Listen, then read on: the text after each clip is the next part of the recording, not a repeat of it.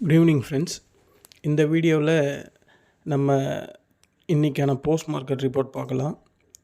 என்னங்க இது மார்க்கெட்டில் திடீர்னு ஒரு பீதியை கிளப்பி விட்டாங்க. அதாவது வேர்ல்டு மார்க்கெட் எல்லாமே நல்லா இருக்குது. வேர்ல்டு மார்க்கெட்டில் இங்கே பாருங்களேன், எஸ்ஜிஎக்ஸ் நிஃப்டியில் போனால் எந்த ஒரு மார்க்கெட்டுமே இந்த மாதிரி இறங்கவே இல்லை. நான் அதை வாட்ச் பண்ணிக்கிட்டே இருந்தேன் மார்க்கெட் லைவ்லேயே.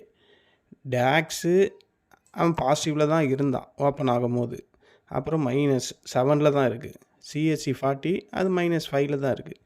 மற்ற எல்லாமே நல்லதான். சரி, யூஎஸ் ஃப்யூச்சர் டவ் ஃப்யூச்சர் எப்படி இருக்குன்னு செக் பண்ணால் அவன் ஓப்பன் ஆகும்போது 50 பாயிண்ட் ப்ளஸில் தான் இருந்தான். இப்போ தான் -96ன்னு காட்டுறான்.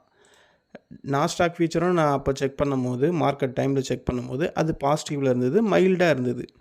அதுவும் 96 தான் மைனஸில் இருக்குது. ஸோ இப்போ தான் அது மணி என்ன, மார்க்கெட் முடிஞ்சதுக்கப்புறம் ஒரு 15 மினிட்ஸ்க்கு முன்னாடி தான் மைனஸ் ஆனாங்க. ஆனால் இவங்க நம்ம மார்க்கெட்டு காலையில் இந்த டவுன் வந்தான் 25,253 வந்துட்டு அப்படியே ரிவர்ஸ் ஆச்சு.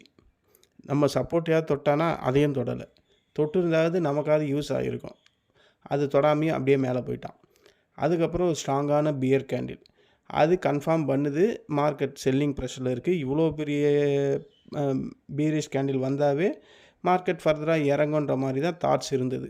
நான் அடுத்த கேண்டிலில் என்ன பண்ணேன்னா, இந்த கேண்டில் வந்து இந்த ப்ளூ லைனை டச் பண்ணுறதுக்கு முன்னாடி டச் பண்ணும் போதே நான் சொல்லியிருந்தேன், டச் பண்ணால் எடுங்க, இன்னும் கொஞ்சம் தைரியம் இருந்தால் அது க்ளோஸாக வரும்போதே கண்டிப்பாக ஸ்டாப் லாஸ் போட்டு எடுங்கன்னு தான் சொன்னேன். ஏன்னா இந்த கேண்டிலை வச்சு தான் நான் இதை சொன்னது. அவன் சொன்ன மாதிரியே அவ்வளோ க்ளோஸ் போயிட்டு அப்படியே ரிவர்ஸ் ஆகிட்டான். இந்த கேண்டிலில் 13 பாயிண்ட்டு நிஃப்டி 50ல். நம்ம ட்ரேட் பண்ணுறதே அவ்வளோதானே. நம்ம என்ன ஆப்ஷன் செல்லர் மாதிரி ஃபுல் டேவாக உட்காந்துருக்க போகிறோம்? ஜஸ்ட்டு அந்த 10-12 பாயிண்ட்டுக்கு தான் வெயிட் பண்ணுறோம். அந்த 13 பாயிண்ட் இந்த கேண்டில்லே வந்துடுச்சு. ஏன்னா நம்ம எடுக்க போகிறது அட் த மணியோ அவுட் ஆஃப் த மணியோ கிடையாது, இந்த மணியை தான் எடுப்போம். அது ஸ்பீடாக தான் இருக்கும்.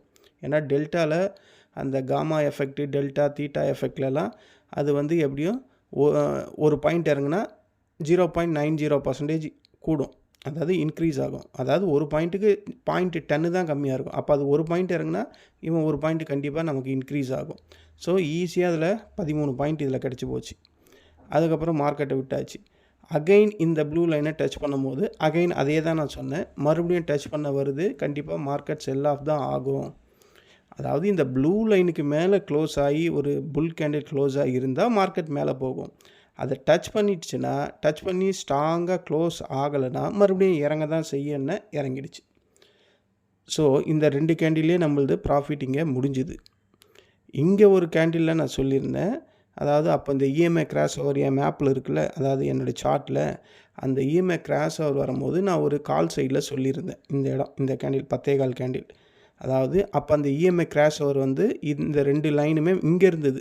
அப்போ வந்து அது டவுன் வரும்போது எக்ஸாக்டாக இந்த க்ரீன் லைனை வந்து அதை டச் பண்ணிட்டு ரிவர்ஸ் ஆகுன்ற மாதிரி தான் சொல்லியிருந்தேன்.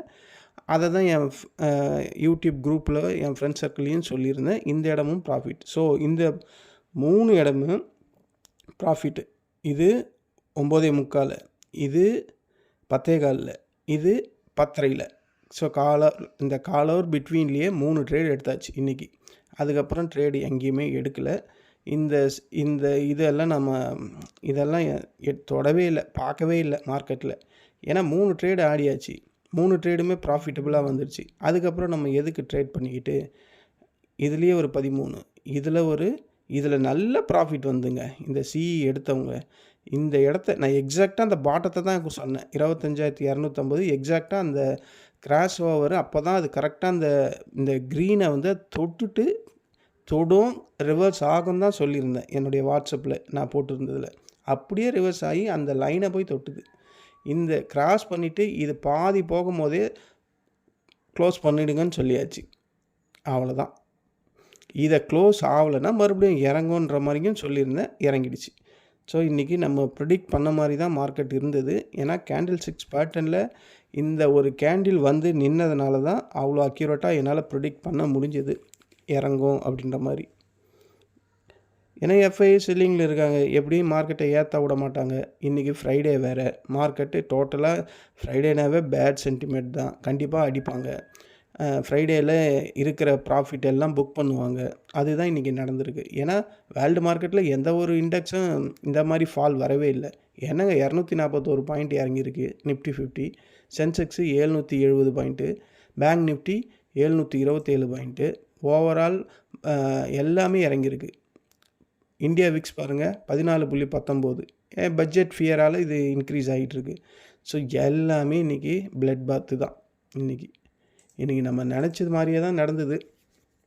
வெள்ளிக்கிழமை நம்ம நேற்றே சொல்லியிருந்தோம், வெள்ளிக்கிழமை ஒரு நெகட்டிவ் சென்டிமெண்ட்டு, அதை மாற்றுமா அப்படின்னு கேட்டிருந்தோம். மாற்றலை. அதிகப்படியாக சொரிஞ்சு விட்டுச்சு இன்றைக்கி இண்டெக்ஸ். இன்றைக்கி பாவம் கால் சைடில் இந்த புல்லெல்லாம் எவ்வளோ கஷ்டப்பட்டு மேலே கொண்டுன்னு போனால் அனாவசியமாக இறக்கிட்டாங்களே ஒரே நாளில். இந்த 3 இடத்தோட முடிஞ்சு போச்சுங்க. வேறு இங்கெல்லாம் நான் எங்கேயுமே சொல்லலை. இந்த சப்போர்ட்டை கடைசி நேரத்தில் வந்து தொட்டுது. இதையும் ஒருத்தர் ப்ராஃபிட் பண்ணிட்டார். இந்த சப்போர்ட்டை பேஸ் பண்ணி எடுத்து நான் எதையும் கொடுக்கல. அதுதான் அந்த தைரியம்தான். அவர் எடுத்து அதை ப்ராஃபிட் பண்ணிட்டார். ஸோ இன்றைக்கி இதுதான் நிஃப்டி 50ல் போஸ்ட் மார்க்கெட் ரிப்போர்ட்டு. மார்க்கெட் இறங்கிறதுக்கான காரணம் எஃப்ஐஏ செல்லிங். இன்றைக்கி ஃப்ரைடே பேட் சென்டிமெண்ட்டு ஃப்ரைடேனாவே இறங்கும். அது இல்லாமல் நிஃப்டி 50 ரீசெண்டாக லோவில் ஒரு ஹை போயிருக்கான். நேற்று ரிலீஃப் ரேலி. அந்த ரிலீஃப் ரேலியை இன்றைக்கி ப்ராஃபிட் புக்கிங்காக பண்ணியிருக்காங்க. வேறு எந்த நியூஸுமே இல்லை வேர்ல்டில் மார்க்கெட் திடீர்னு இறங்கிறதுக்கு. அந்த மாதிரி ஒரு நியூஸ் கூட இல்லை நான் இதை ரெக்கார்ட் பண்ணுற வரையும். அப்போது ப்ராஃபிட் புக்கிங் நடந்திருக்கு. ஃப்ரைடே அந்த சென்டிமெண்ட் நடந்திருக்கு. எஃப்ஐஎஸ் ஹெவியாக செல்லிங் பண்ணியிருக்காங்க. இதுதான் நடந்திருக்கு. வேறு ஒன்றுமே கிடையாது. நம்ம மார்க்கெட் மட்டும்தான் இறங்கியிருக்கு. சென்செக்ஸில் வருவோம். சென்செக்ஸில் வந்தால் இதுதான் சென்செக்ஸு. இன்றைக்கி ஒரு கேப் டவுன் ஓப்பனிங் ஆகிட்டு, கேப் டவுன் இல்லை, கேப் அப் ஓப்பனிங் தான் இருந்தது. அது மேலே வரையும் போயிட்டு அப்படியே இறங்குச்சு. இங்கேயும் அதே தான். இந்த சென்செக்ஸு நிஃப்டி 50 நம்ம ஒரே டைலாக் தான். இதுலேயும் அதே மாதிரி. இதிலலாம் நான் எந்த ஒரு காலுமே கொடுக்கல. நான் அந்த சர்க்கிளில் சொன்ன ஒரே ஒரு கால் எதுன்னா இதை தான் சொன்னேன். இதை தான் சொன்னேன். 10:30 மணி கேண்டில் அந்த ப்ளூ லைனை டச் பண்ணிச்சுன்னா அதுலேயும் கீழே இறங்கிறதுக்கு வாய்ப்பு இருக்குன்னு. ஆனால் அவன் பெரிய லெவலெல்லாம் இறங்கலை. அப்படியே ஒரு சைடு வேலையே போயிட்டு அதுக்கப்புறம் தான் நல்லா இறங்கினான். நான் அதுக்குள்ளேயே இது இறங்கும் போதே இந்த கேண்டில்லையே ப்ராஃபிட் புக் பண்ணியிருப்பாங்கன்னு நினைக்கிறேன். ஏன்னா இதில் எல்லாம் ஒரு சைடு வெளியே போக ஆரம்பிச்சதுனால முடிஞ்ச அளவுக்கு ப்ராஃபிட்லேயே வெளியே வந்துருங்கன்ற மாதிரி என் ஃப்ரெண்ட்ஸ் சர்க்கிளில் சொல்லியிருந்தேன். வெளியே வந்துட்டாங்க. அதுக்கப்புறம் தான் ஃபர்தராக இறங்க ஆரம்பித்தான். மார்க்கெட் இறங்குறது எக்ஸாக்டாக எப்போ இறங்க ஆரம்பிச்சதுன்னா அந்த 12:45 தான் ரொம்ப அக்ரெசிவாக இறங்குச்சு. அதுக்கப்புறம் கடைசியாக நிஃப்டி சென்செக்ஸ் நம்ம சப்போர்ட்டு 81,477 தான் தொட்டுட்டு நல்லா தான் மேலே போச்சு. எப்போ அவன் மேலே போவான்னு பார்த்தேன், இறக்கிட்டானுங்க. கீழே இறங்கி முடிஞ்சிடுச்சு. ஸோ இதுதான் இன்றைக்கி சென்செக்ஸில் நடந்த போஸ்ட் மார்க்கெட் ரிப்போர்ட். நம்மளை நேற்று எவ்வளோ ஏறினாங்களோ அதை இன்றைக்கி இறக்கி முடிச்சிட்டாங்க. அதுக்கும் கீழேயே லாஸ்ட்டில் முடித்தாச்சு. ஸோ இன்றைக்கி ஓவராலாக பார்த்தா எல்லா ஸ்டாக்ஸும் அடி வாங்கியிருக்கு. நான் இன்றைக்கி தாங்க ஒரு ஈக்விட்டி ஸ்டாக்ஸை பற்றி, இந்த சொனாட்டாவை பற்றியும், அப்புறம் இந்த நியூஜென் பற்றியும், ரெட்டிங்டன், விப்ரோ, ஜென்சார் டெக்கை பற்றி ஒரு வீடியோ போட்டேன். அதில் நான் இப்போ தான் சொல்லி முடித்தேன். இந்த நியூஜென்லாம் இந்த லோ வருவான்னு. இன்றைக்கே வந்துட்டான்.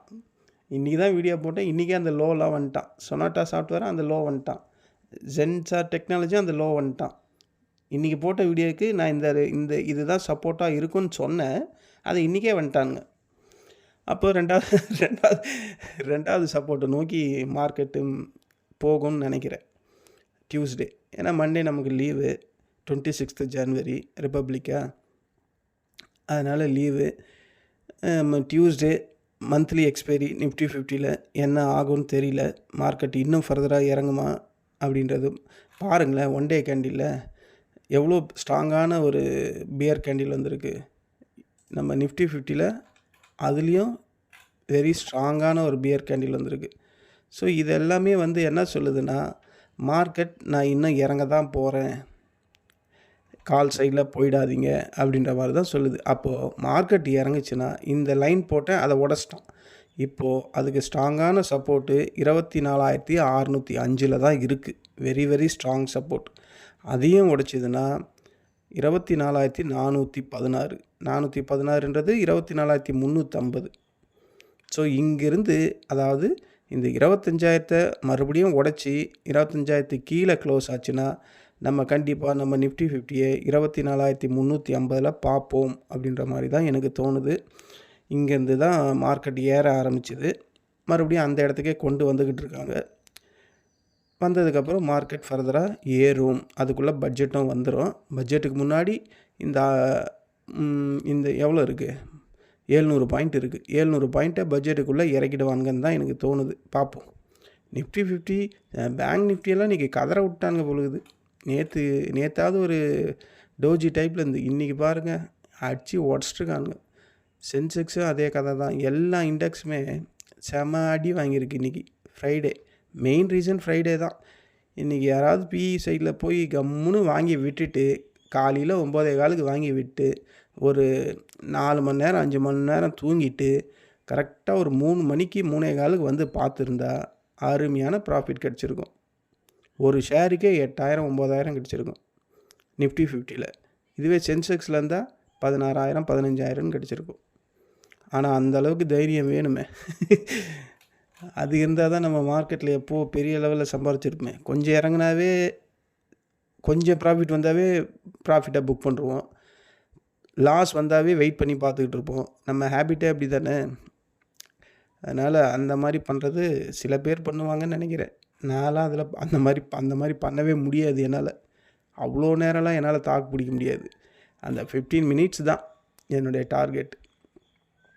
அதுக்குள்ளே என்ன நடந்தாலும் ப்ளஸ் ஆர் மைனஸ் எது இருந்தாலும் ஃபேஸ் பண்ணிவிடுவேன். இதுதான் என்னுடைய ஹேபிட்டு.